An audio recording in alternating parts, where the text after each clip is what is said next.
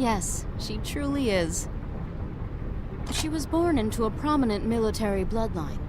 Rachel took her in after the death of her parents.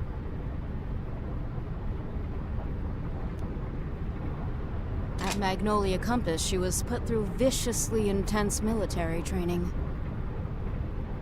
She was constantly tested under extreme stress and chastened for the smallest error.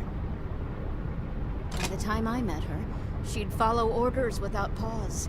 She was precise, almost mechanical. She and Julius were close in age. Perhaps that's why Rachel assigned her to act as his bodyguard. They never truly became friends, though. Maybe because those roles were foisted upon them.